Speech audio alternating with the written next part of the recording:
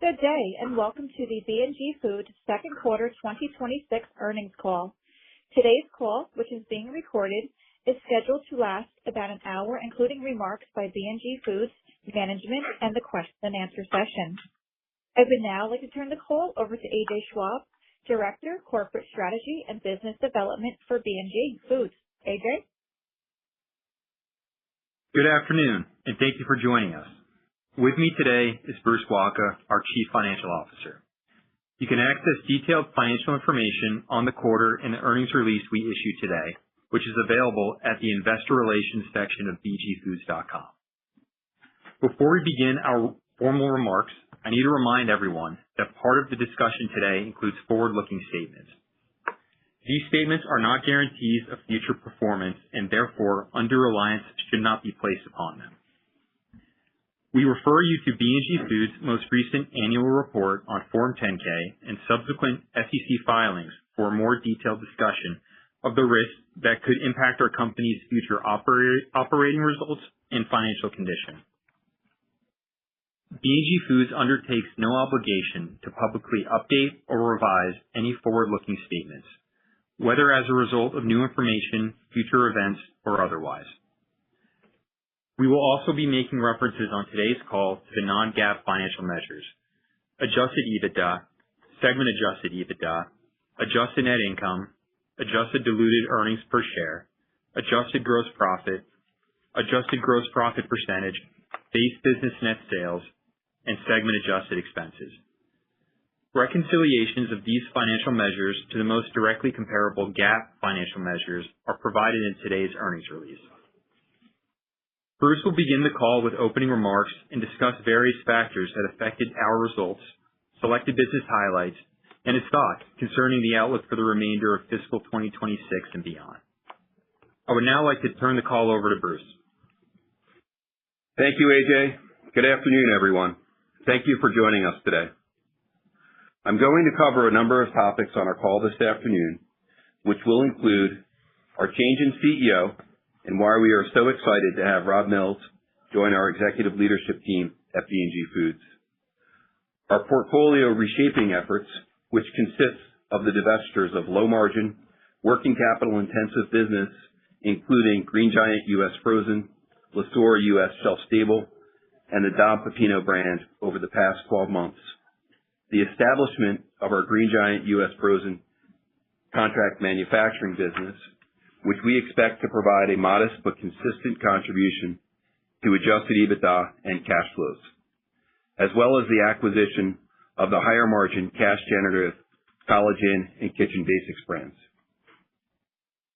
Our second quarter results, which demonstrate our ability to grow adjusted EBITDA and net cash provided by operating activities despite a challenging industry backdrop, and an update on our fiscal 2026 guidance, which we are reaffirming at previous levels across net sales, adjusted EBITDA, and adjusted diluted earnings per share.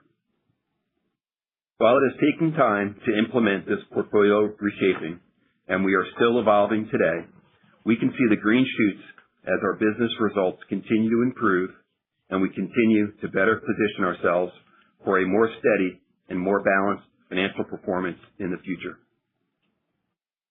Now, before I move on to our performance in the second quarter, I'd like to take a moment to comment on our CEO transition and the appointment of Rob Mills as our Chief Executive Officer. Having served on our board of directors for the past 8 years, Rob brings a unique combination of deep knowledge of our company and extensive operating experience.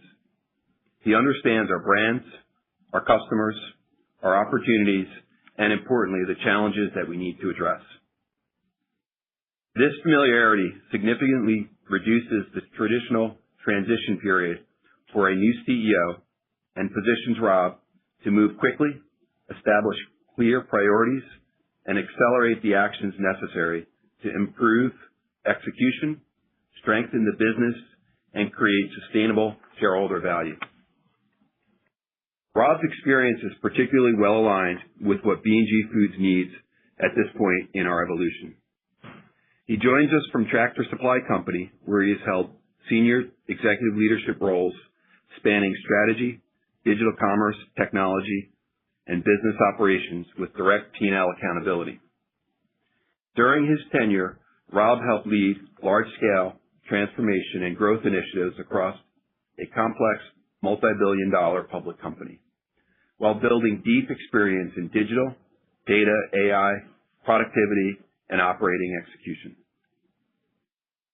Rob also brings extensive M&A and corporate development experience, including evaluating, acquiring, and integrating businesses.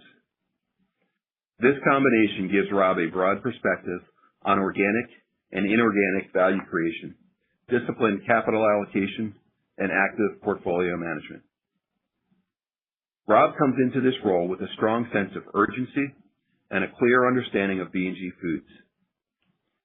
During his first 90 days, he intends to spend considerable time with our employees, customers, business partners, and shareholders, listening and developing an even deeper understanding of the challenges and opportunities in front of us. His 8 years on our board provide an important head start, allowing him to use this period not simply to learn the business, but to quickly establish priorities and begin translating these priorities into action. Rob's immediate focus will be on strengthening execution, maximizing the potential of our core brands, improving productivity and cash generation, and accelerating the strategies that can return the business to sustainable growth. Rob is excited about the future of B&G Foods and the opportunity to build upon the strength of our brands while bringing new capabilities and greater speed to the organization. And so am I. We believe that his experience in digital transformation, data, and AI can help us modernize how we operate, better understand and serve our customers, consumers, and improve decision-making and identify new opportunities for growth and productivity. Rob is also looking forward to engaging directly with the analyst and investor community in the months and years ahead, and sharing more about his priorities and vision for B&G Foods. We believe that Rob has the right combination of institutional knowledge, operating experience, strategic leadership, M&A expertise, and transformation capabilities to move quickly, make disciplined decisions, and accelerate value creation for our shareholders. We are very excited to have Rob as part of the B&G Foods family. Rob will be joining our third quarter earnings call in November. And now back to the quarter. For the second quarter of 2026, we generated $383.3 million in net sales, a net loss of $4 million or 5 cents per diluted share, adjusted net income of $4.9 million or 6 cents per adjusted diluted share, adjusted EBITDA of $60.4 million, and adjusted EBITDA as a percentage of net sales of 15.8%. As we review our second quarter 2026 results, we will highlight the impact of our various M&A transactions, which include the divestitures of the Don Pepino and Le Sueur U.S. brands in the summer of 2025, and the divestiture of the Green Giant U.S. frozen business in early March 2026. Simultaneous with the Green Giant U.S. frozen divestiture, we commenced a contract manufacturing business pursuant to which we produce Green Giant U.S. frozen products at our vegetable manufacturing facility in Mexico on behalf of the new owner of the Green Giant U.S. frozen business. In addition, we acquired the College Inn and Kitchen Basics brands in late March of 2026. Unless otherwise noted, the three divestitures are included in our Q2 2025 financials, but not our Q2 2026 financials. While the new contract manufacturing business and the acquired brands are included in our Q2 2026 financials, but not our Q2 2025 financials. Because the divestiture of the Green Giant Canada has not yet closed, there is no impact to our net sales or adjusted EBITDA.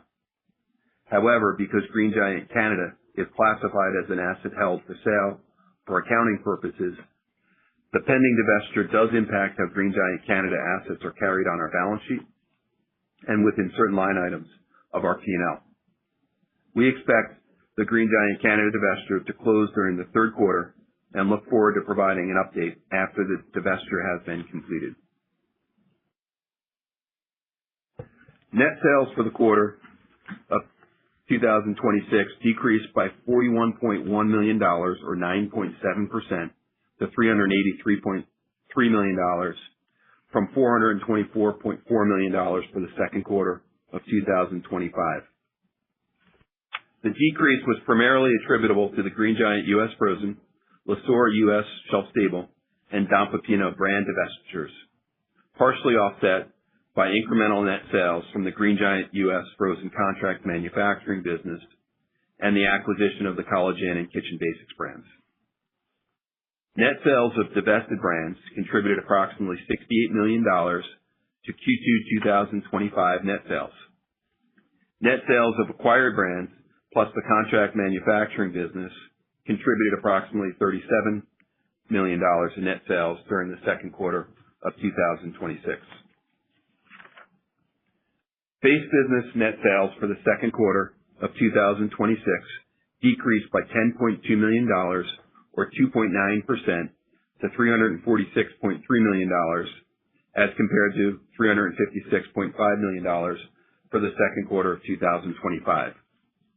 The decrease in base business net sales was driven by a decrease in volume of $15.5 million or 4.3% of base business net sales, partially offset by an increase in net pricing and product mix of $5.1 million or 1.4% of base business net sales, and the positive impact of foreign currency of $0.2 million or 0.1% of net sales. The timing of the 4th of July holiday cost us about 1.5 shipping days in the quarter, or approximately $5 to $7 million of net sales in the second quarter of 2026. For the year-to-date period, base business net sales are on track with our plan and were essentially flat or up $0.2 million to $711.4 million for the first two quarters of 2026 from $711.2 million for the first two quarters of 2025. Gross profit was $79.6 million for the second quarter of 2026, or 20.8% of net sales, and adjusted gross profit was $83.7 million, or 21.8% of net sales. Gross profit was $87 million for the second quarter of 2025, or 20.5% of net sales, and adjusted gross profit was $89.1 million, or 21% of net sales. Gross profit as a percentage of net sales increased due to the acquisition of higher margin College Inn and Kitchen Basics brands, the divestiture of the lower margin Green Giant U.S. Frozen business, and certain tariff refunds received from the U.S. government during our second quarter. Selling, general, and administrative expenses decreased by $6.6 million, or 14%, to $40.6 million for the second quarter of 2026, from $47.2 million for the second quarter of 2025. The decrease was comprised of a decrease in warehouse expenses of $3.7 million, general and administrative expenses of $2.7 million, consumer marketing expenses of $1.7 million, and selling expenses of $0.8 million. These were partially offset by an increase in acquisition, divestiture-related, and non-recurring expenses of $2.3 million.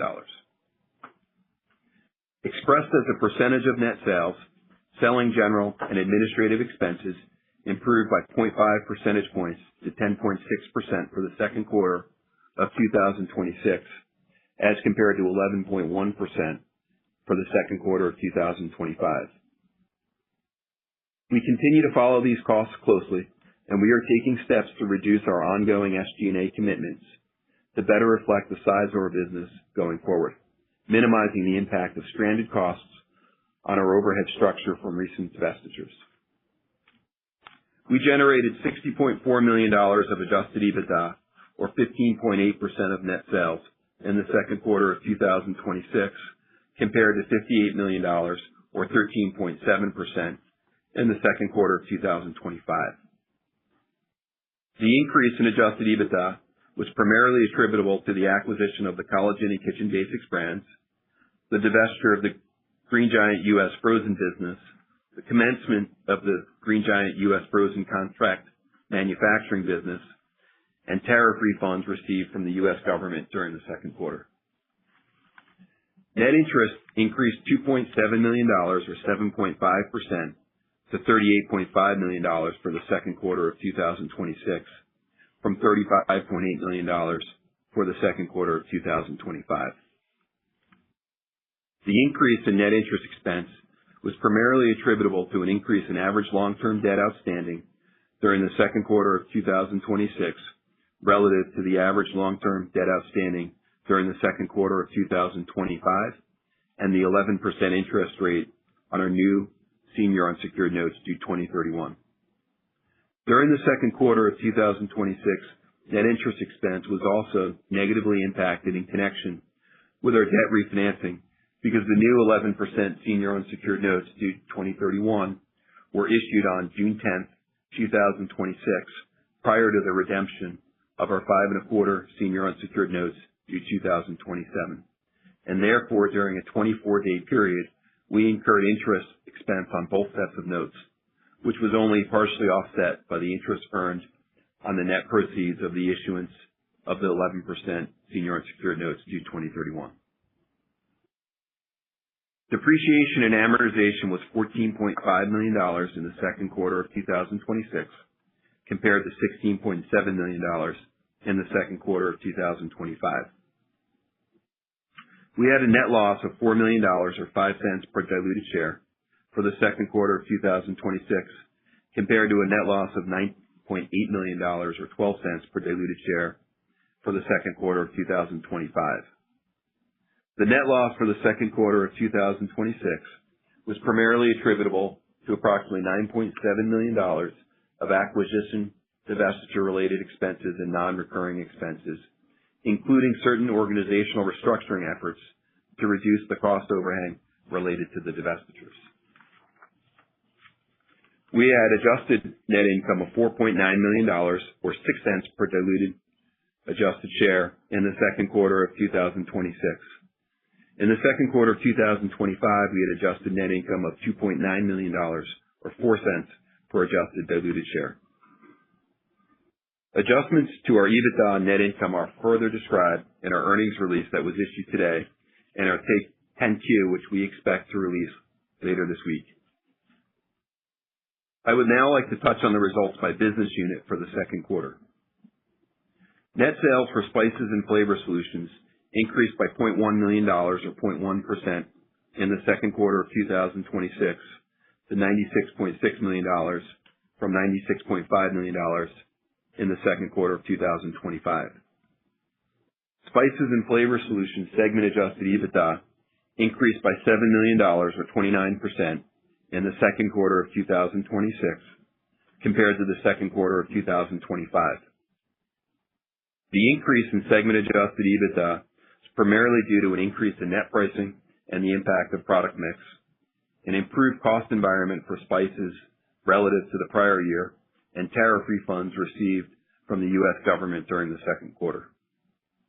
Net sales for meals increased $6.4 million, or 6.2%, in the second quarter of 2026 to $110.5 million from $104.1 million for the second quarter of 2025. The acquisition of College Inn and Kitchen Basics brands added approximately $13.2 million of net sales during the quarter.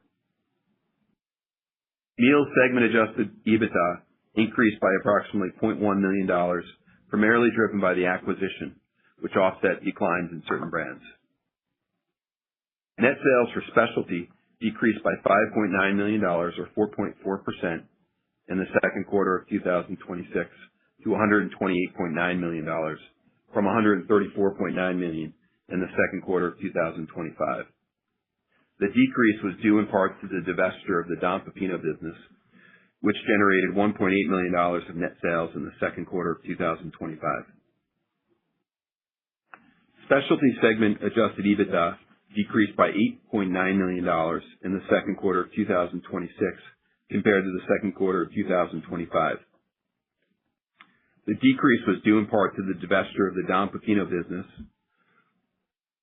certain unfavorable cost comparisons in raw materials, increased manufacturing expenses, and our investment in Crisco oil pricing, which on the positive side benefited from increased volumes in the quarter.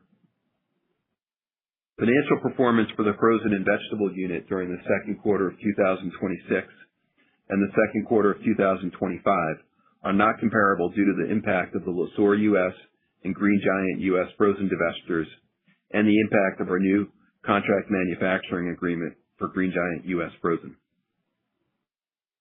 Net sales of Green Giant Canada remained strong and increased by $0.5 million or 2.4% to $23.4 million for the second quarter of 2026 compared to $22.9 million for the second quarter of 2025. Separately, the new Green Giant U.S. frozen contract manufacturing business generated $23.9 million in net sales during its first full quarter of operation following our sale of the Green Giant U.S. frozen business. Our team is looking to build this business, add new customers, and increase its volumes.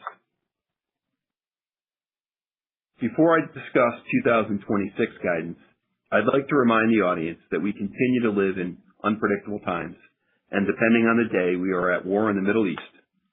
Our 2026 guidance reflects only what we know today, and for example, does not factor in significant changes in inflation, tariff policies, or the potential impact of escalation in conflicts in Eastern Europe, the Middle East, or Latin America could have on our results. Also, please note that our guidance reflects the expected impacts only of acquisitions and divestitures that have already closed. In other words, our guidance reflects the expected impacts of Don Pepino, Le Sueur U.S., and Green Giant U.S. frozen divestitures, the commencement of the Green Giant U.S. frozen contract manufacturing business, and the College Inn and Kitchen Basics acquisition. But our guidance does not reflect the expected impact from the pending Green Giant Canada divestiture because that divestiture has not yet closed.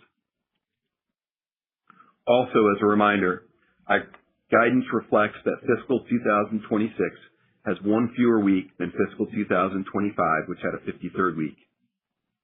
The benefit of the 53rd week was included in our fiscal 2025 results, and we will lap that benefit of approximately $18 million in net sales during the fiscal fourth quarter of 2026.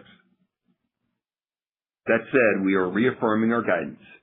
We are maintaining fiscal 2026 net sales guidance in the range of $1.735 billion to $1.775 billion. Adjusted EBITDA guidance in the range of $275 to $290 million, and adjusted EBITDA as a percentage of net sales in the range of approximately 15.8 to 16.3%. And based on this guidance, we still expect adjusted diluted earnings per share to be in a range of 57.5 to 67.5 cents per share. Additionally, we expect for full year 2026 interest expense of $157.5 million to $162.5 million, including cash interest of $150 to $155 million. Depreciation expense of $40 to $45 million. Amortization expense of $17 to $19 million. Cash taxes of approximately $5 million or less. An effective tax rate of 26 to 27%. And CapEx will likely be at the lower end of our $30 to $35 million target. As a reminder, we are making strong progress against our long-term goals, which include improving the base business net sales trends of the core business to the long-term objective of 0 to 2% growth, reshaping the portfolio for future growth, stability, higher margins, and strong cash flows, proactively managing our capital structure by using excess cash flow and the net proceeds of divestitures to facilitate debt reduction and ultimately to fund strategic acquisitions.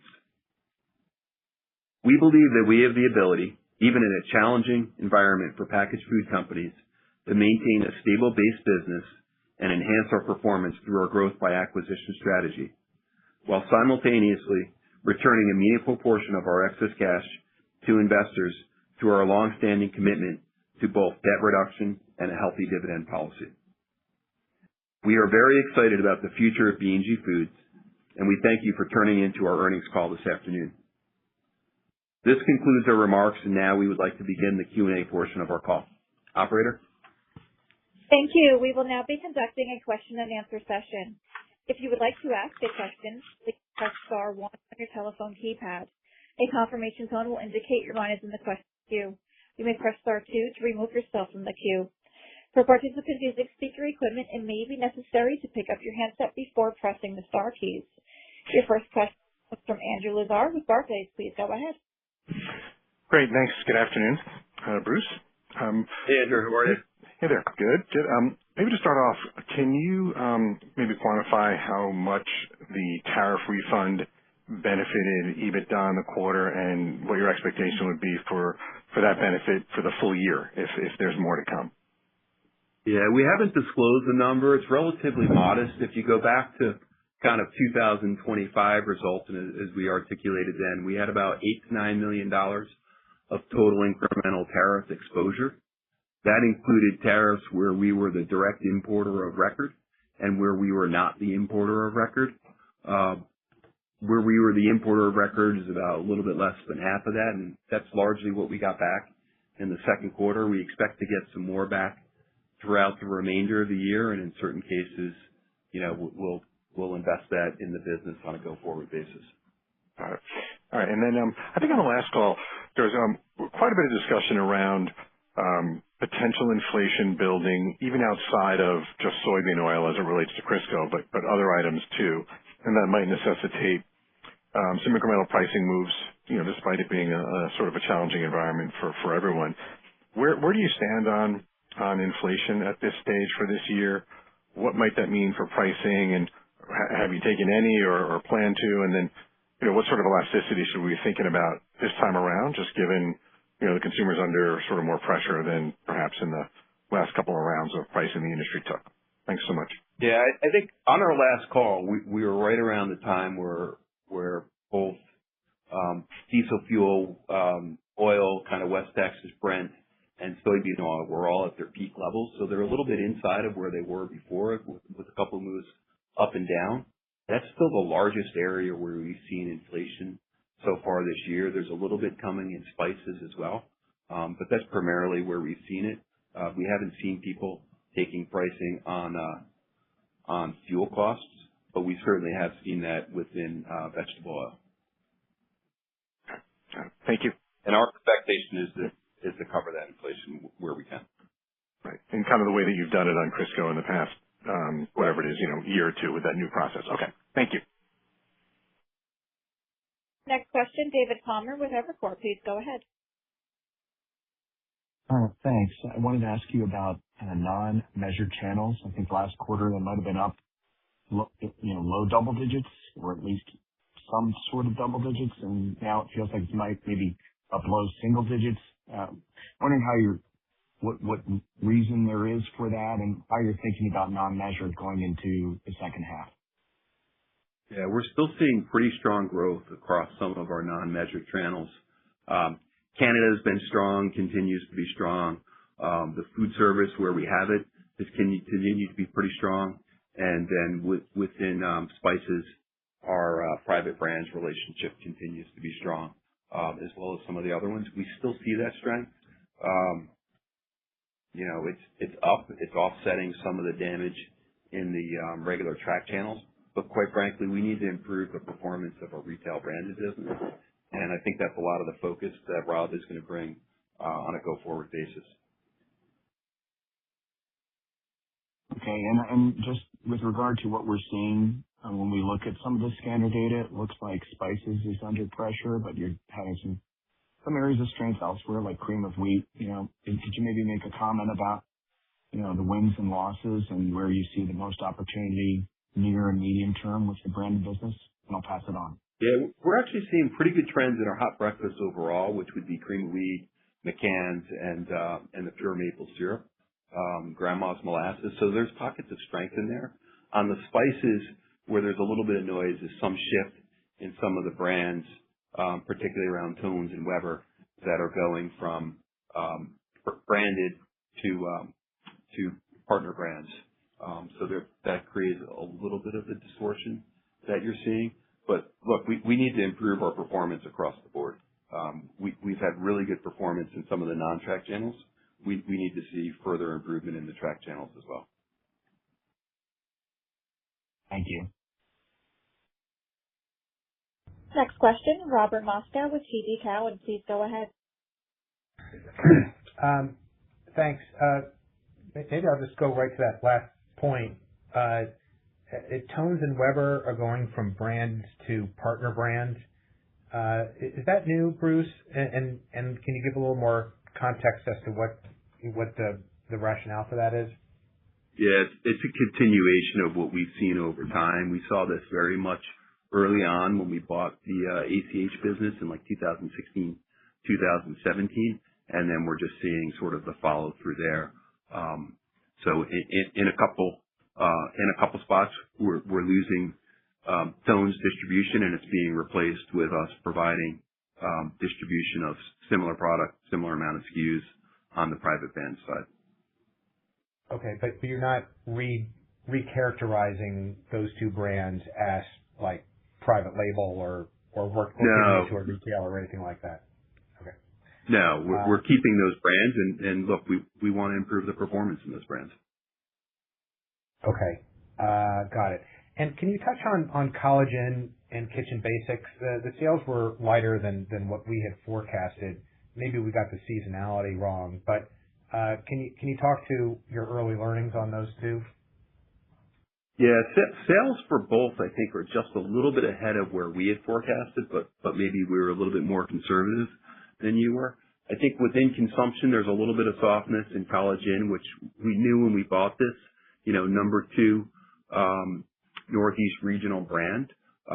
We have to price it right. I think under the last year or two of prior ownership, particularly leading up to the bankruptcy and post-bankruptcy, we think it was mispriced in the market. And so we are fixing that. We're looking forward to a strong holiday season.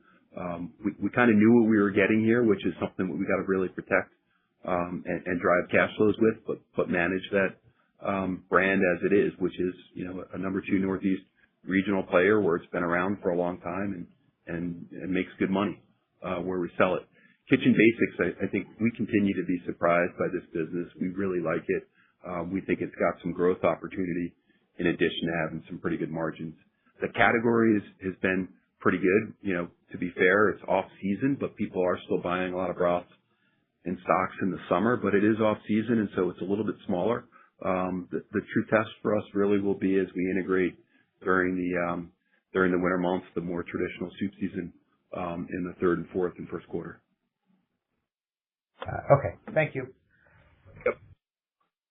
Next question, Karru Martinson with Jefferies. Please proceed.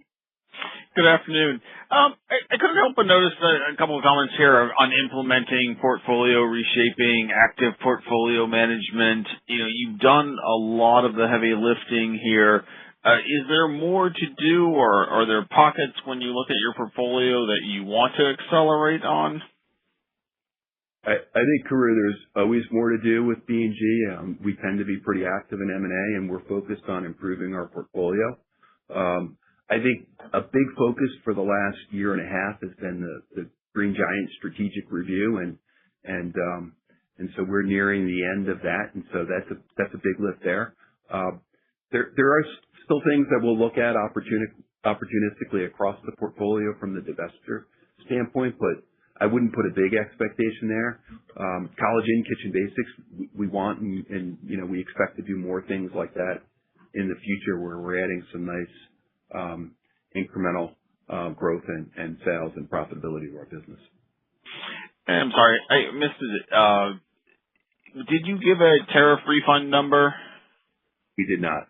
Okay. It's not a huge number. Okay. Thank you very much. Appreciate it. Yep. Next question, Hale Holden with Barclays. Please go ahead. Hey, Bruce. On the tariff refunds, which I think is you outlined as all the spices line, was that part of your original guidance, or is that something that's sort of a put and take as you came across it in the middle of the year?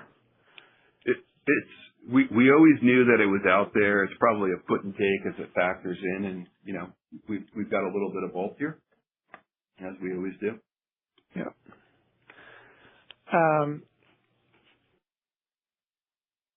And when you think about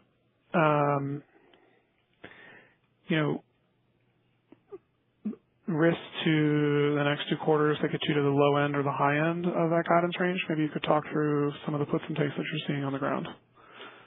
Yeah, I think if you look at the guidance that we laid out, and it's a little bit more moving pieces because of the M&A transactions, to be within our range, it is kind of a flat to down 2% in net sales, kind of base business, and then plus or minus the rest of the M&A. And so we're not looking for anything heroic. We feel comfortable where we are.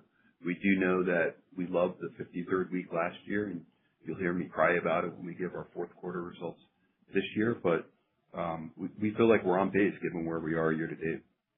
Great. And then just last question is, anything changed in Canada, or we're just waiting on the regulatory process there for the sale? Just waiting on the regulatory process. We're chomping at the bit to get completed, just like I'm sure you guys already hear about it, but it takes time. I'm sure you are. Thank you, Bruce. I appreciate it. Yep. Next question, Carla Casella with JP Morgan. Please go ahead. Hi. Just one follow-up on Hales. You mentioned Canada. The $1,735 to $1,775 revenue, that includes the Canada business because it hasn't been sold, right? Yeah, we're going to include Canada in our numbers until we sell it, until the transaction is done. And the proceeds, originally we were using a placeholder of $60 million, but I think that's when the assets held for sale were closer to that amount. Would the proceeds be now closer to the $32 million assets held for sale? Yeah, and proceeds are going to move around as inventory moves. And so the one thing to keep in mind is we announced this transaction, I think back in the third quarter, around where we're near peak inventory levels. Second quarter, we're near trough inventory levels. We're coming into pack season, right now, and so inventory will be higher, and therefore value that we receive in the transaction will be higher. So it's kind of yes to both of your numbers. Ultimately, it'll probably be closer to the September of last year number, but we'll see. Right. And it's just going to match whatever's on the assets held for sale, though there's no incremental amount? There's moving pieces within that, and there's a small true-up on top of it. Okay. And then just with the asset sale versus the acquisitions, as you look at the overhead costs, are you sitting on stranded costs, or is there need to add in additional overhead with College Inn? I'm just trying to get a sense for like a good run rate for SG&A. It came down nicely this quarter, a lot lower than we expected. And I'm just trying to get a sense for whether you need to add costs back in, or is there still more room to cut costs?